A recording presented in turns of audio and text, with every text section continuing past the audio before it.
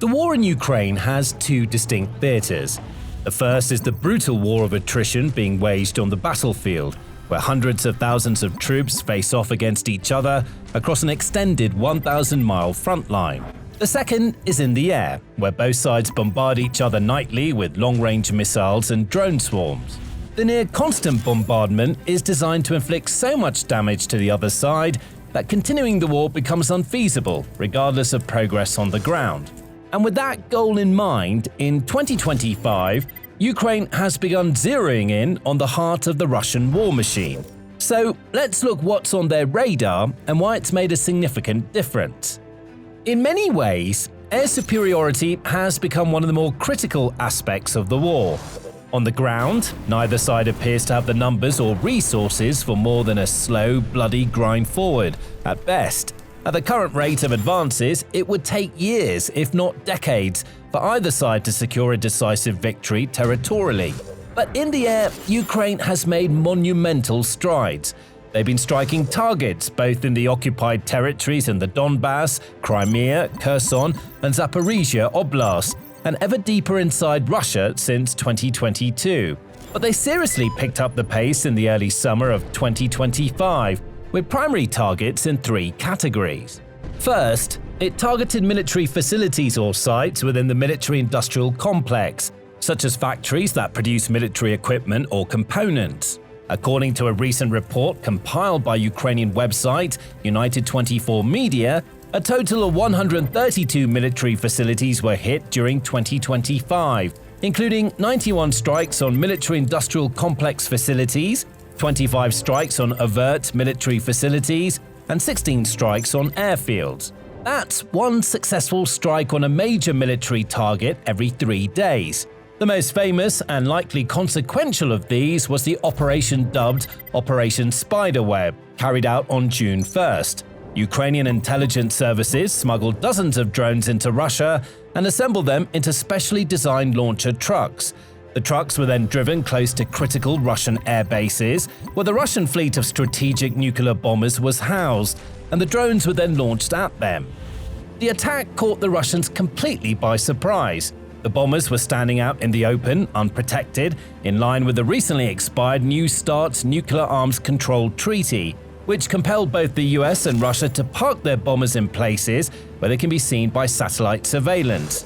By the time the dust had settled, at least 7 Tu-95 and Tu-22 M3 bombers had been destroyed or damaged, along with a couple of transport and early warning aircraft.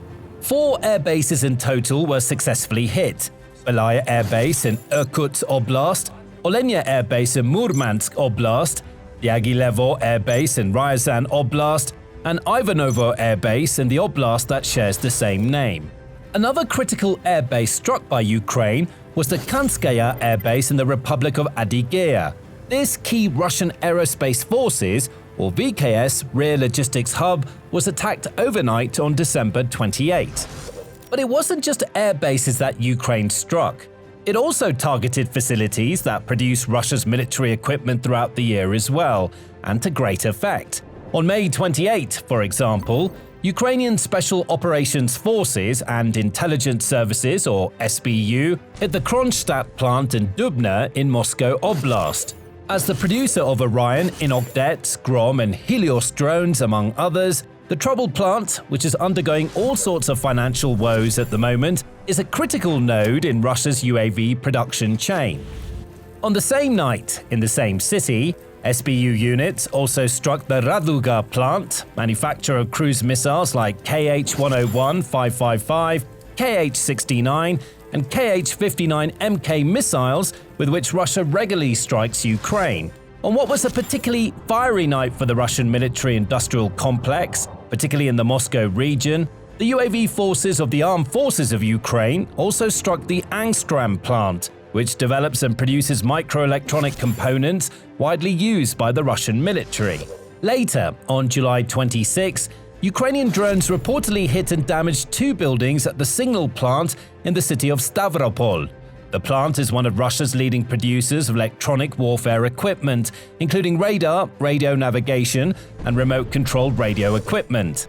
The second main category of targets hit by Ukrainian long-range strikes was logistical targets. These included 30 strikes on electrical substations, 28 strikes on logistics infrastructure, and 15 strikes on Russian ports. The city of Belgorod, the closest large Russian city to the Ukrainian border, has borne the brunt of the worst of the strikes on electrical infrastructure. The Luch substation was struck on October 5th, causing widespread blackouts, while another attack on September 28 targeted the Belgorod thermal power plant and associated substations, cutting power to over 500,000 people. The city has also been plunged into darkness at least twice during early 2026, with hot water in centralized heating systems reportedly unavailable until April or May. Additionally, the Novobryansk substation in the Bryansk region and Oriol combined heat and power plant in Oriol were reportedly hit by Neptune missiles on October 31, disrupting electricity to the area. Further strikes on substations and other electrical facilities were also recorded in Vladimir, Smolensk, Voronezh, and Tambov. In terms of strikes on logistics, Ukrainian forces focused primarily on rail infrastructure. Repeated strikes on railway lines in Rostov Oblast, Leningrad Oblast, the occupied Zaporizhia region, and the cities of Oriol, Voronezh, and Bryansk derailed military and fuel trains, disrupting troop and equipment movements. A major sabotage operation on the Trans-Siberian Railway on November 13 temporarily blocked a key logistics artery. Russian trains carrying fuel and military supplies were also targeted. In May, the GUR Special Forces struck a moving Russian fuel train in Zaporizhia with OWA UAV drones. Then, in July, a train carrying fuel, lubricants, and military equipment was destroyed in Rostov Oblast. And in August, Ukrainian strikes derailed fuel trains near Tokmak and Dzyankoy, cutting supply into Crimea. Russian railway stations and junctions were also not spared. Between July and August alone, for example, the South Station in Rostov Oblast, Surovikino Station in Volgograd region, and Dzyankoy Station in Crimea were all hit, damaging power lines, halting traffic, suspending military cargo flows, and disrupting supply routes in the process. And traction substations and relay cabinets in Rostov, Volgograd, Voronezh, and Krasnodar were also hit, causing automatic shutdowns and widespread rail disruptions. As for the strikes on Russian ports, these primarily targeted fuel storage and oil export facilities, focusing on Black Sea and Sea of Azov ports that are critical to Russia's energy industry, naval and land operations. The most striking of those came arguably right at the end of the year, when Ukrainian drones struck oil product tanks at the Temryuk port on the Azov Sea on Christmas Day. Two large fuel reservoirs caught fire at the southern port of Temryuk, scorching an area of around 2,000 square feet. 6 weeks earlier, a Ukrainian drone attack damaged an oil depot and a civilian vessel in the port of Novorossiysk near Krasnodar Krai, temporarily halting oil exports from Russia's largest Black Sea oil terminal.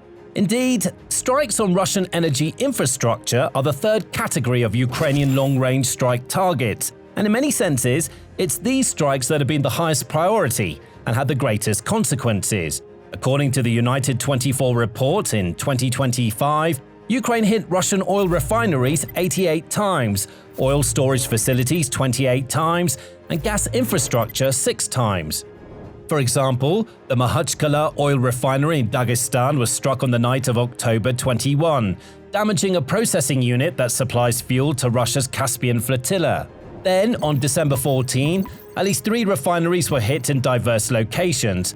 The Afivsky refinery in Krasnodar Krai, a major refinery with 6.25 million tons per year capacity, the Uryupinsk oil depot in Volgograd Oblast, and the Slavneft Yanos refinery in Yaroslavl Oblast. For good measure, alongside the Temryuk fuel reservoir strike, Ukraine also hit the Novoshukhtinsk oil refinery in Rostov Oblast with Storm Shadow missiles on Christmas Day. However, there were other strikes that pushed the dagger even deeper into Russia's military heart. Perhaps the most daring strikes, and those with the most far-reaching long-term consequences, have been Ukraine's strikes on Russian oil tankers at sea. These tankers are part of Russia's so-called Shadow Fleet, which continues transporting Russian oil despite Western sanctions.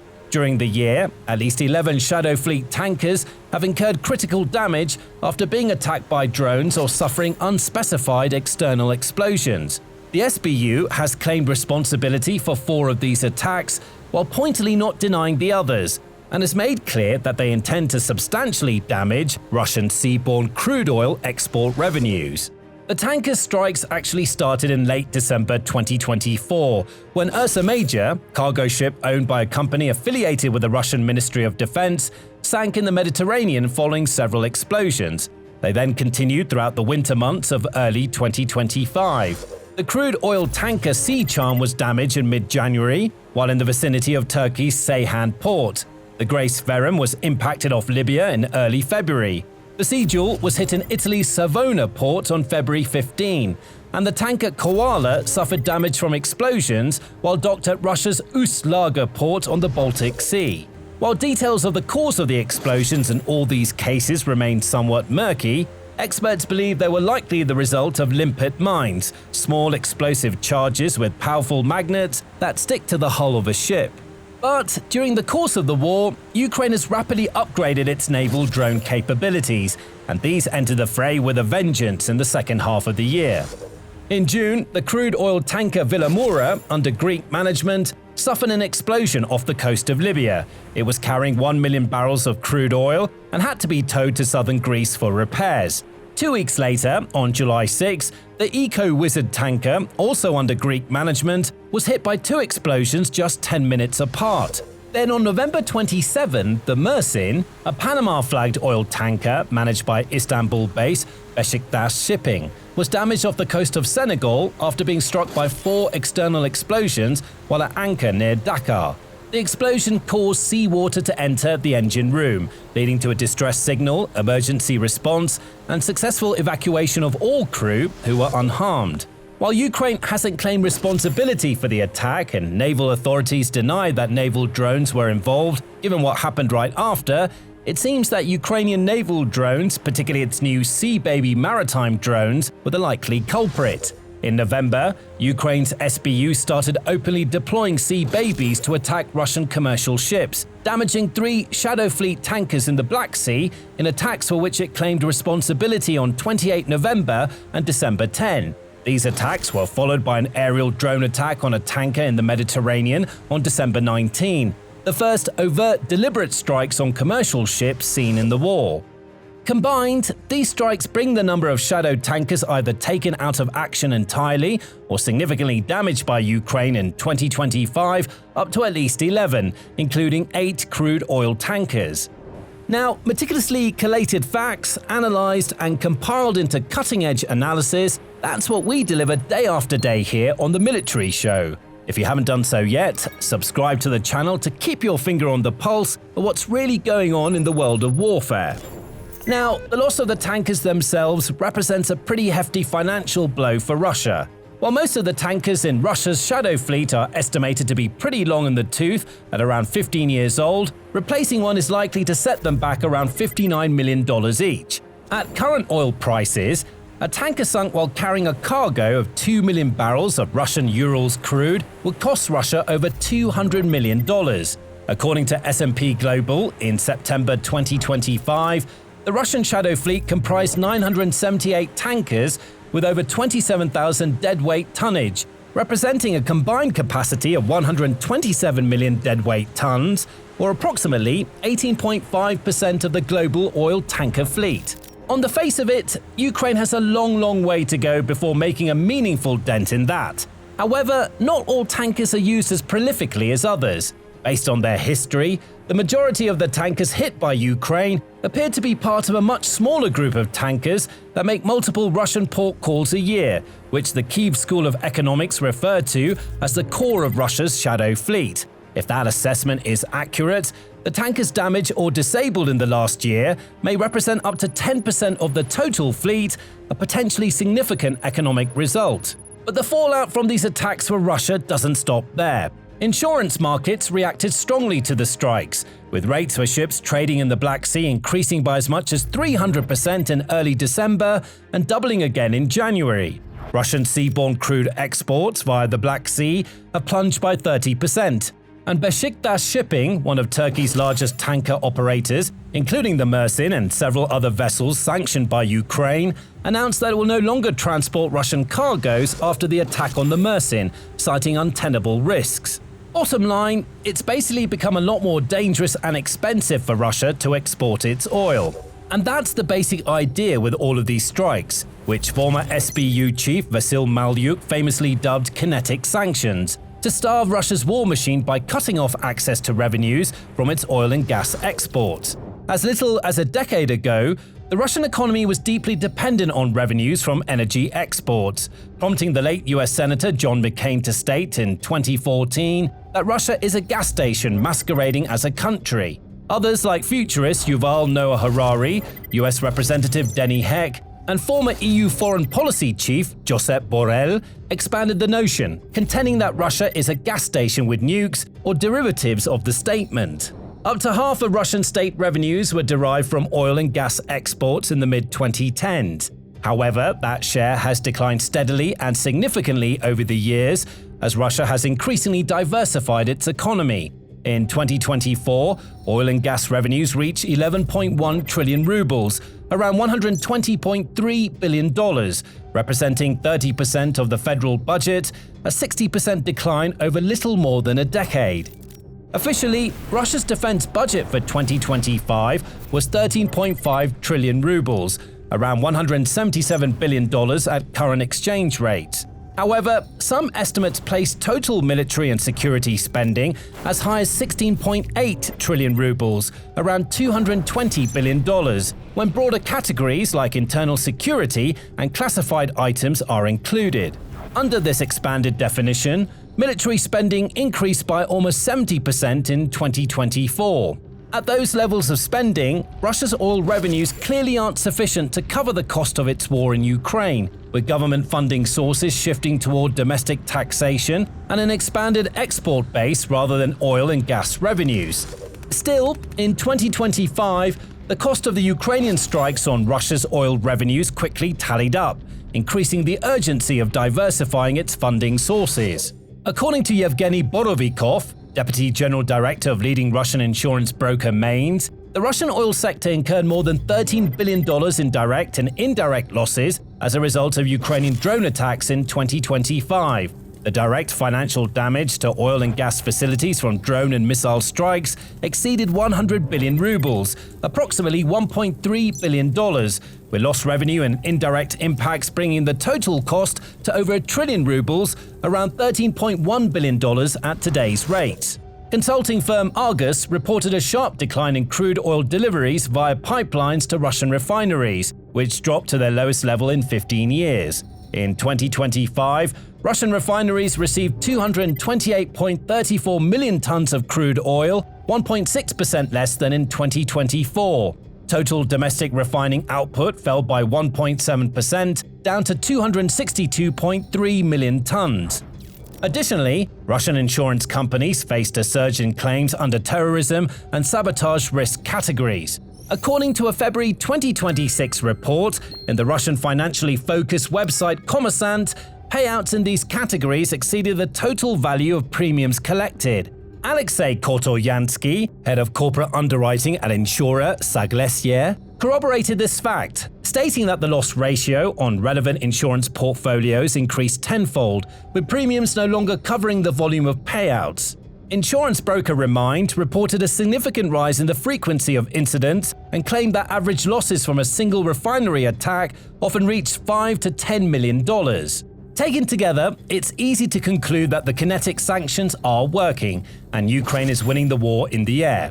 It looks like, in conjunction with counter-sanctions by Western nations, Ukrainian long-range strikes are progressively bringing Russia to the point where it can no longer fund its war or justify its continuation to the Russian public and financial elites. The problem is that there are two sides participating in this air war, and it requires substantially greater mental gymnastics to come to the same conclusion when you look at the damage Russia's reciprocal strikes are doing to Ukraine. In 2025, the size of Russia's nightly bombardments consistently exceeded those of Ukraine's, typically by several times, and these ramped up considerably in the second half of the year. That was in response to Ukrainian summertime attacks on Russian oil infrastructure that temporarily caused petrol shortages, a ban on petroleum exports, and queues at the pump in multiple regions. According to data compiled by United 24, Russia launched around 2,400 missiles and more than 100,000 drones of various types during long-range strikes in 2025. Both sides have regularly claimed interception rates of over 90%, implying that roughly 10,000 Russian long-range drones and 240 missiles struck targets during the year. Those are sobering numbers compared to the Ukrainian figures, especially when you consider how much larger Russia is than Ukraine. Not only is Russia landing many more blows, but the mere fact that Russia has 3 times the population and infrastructure spread out across such vast territory makes it that much more difficult for Ukraine to make a meaningful and long-lasting dent. Due to strict censorship of Russian strike results in Ukraine, it's very difficult to get an accurate handle on how much damage was caused by the many hundreds of strikes on Ukrainian military infrastructure and military-industrial complex claimed by Russia. But the fact that Ukrainian drone manufacturing, for example, takes place in top-secret circumstances for fear of Russian strikes speaks volumes. By contrast, Russian drone factories like Kronstadt and Alaberga stand out in the open for Ukrainian drone operators to see.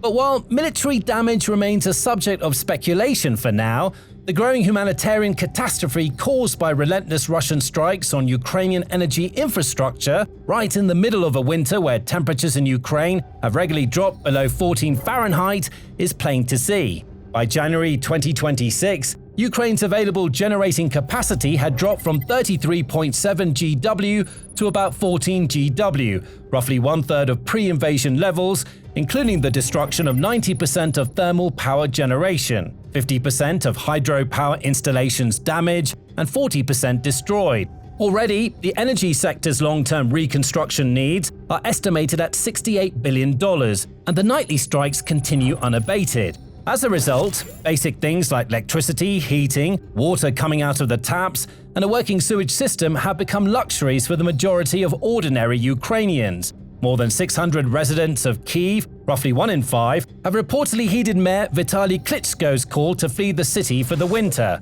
Emergency power schedules have been in operation across the country for weeks, with no end in sight, with most regions on most days lucky to see 4 hours of power a day. As you can imagine, trying to keep an economy afloat in these circumstances, let alone live with a modicum of comfort, is challenging to say the least. Millions of city residents around the country have been left without heat for days on end, with sewage freezing in the pipes in many buildings as a result. This has forced some residents to resort to emergency measures like using cat litter when nature calls. As Desnyansky District State Administration Maxim Bukhmatov recently bluntly spelled out, it's unpleasant, humiliating, and un-European, digging holes, installing portable toilets, using plastic bags and cat litter. But you have to survive. Pipes are already bursting in the Golosiye and shit is pouring out of the windows. Judging by the increasing number of protests against electricity outages by Ukrainian citizens and comments on Ukrainian Telegram channels, a growing number of Ukrainians are questioning the sanity of escalating long-range attacks on Russian energy infrastructure when the consequences are so severe. Russians, with the exception perhaps of Belgorod, aren't feeling the effects of the air war to anywhere near the same extent as they are. So, will economic sanctions and kinetic sanctions, coupled with military stagnation, bring Russia to its knees in 2026, as we discussed in this recent video? Or will armies of freezing Ukrainians armed with bags full of used cat litter force the Ukrainian government into an unfavorable conclusion to the war? Subscribe to this channel to stay informed as the situation develops and not miss out. Thanks for watching.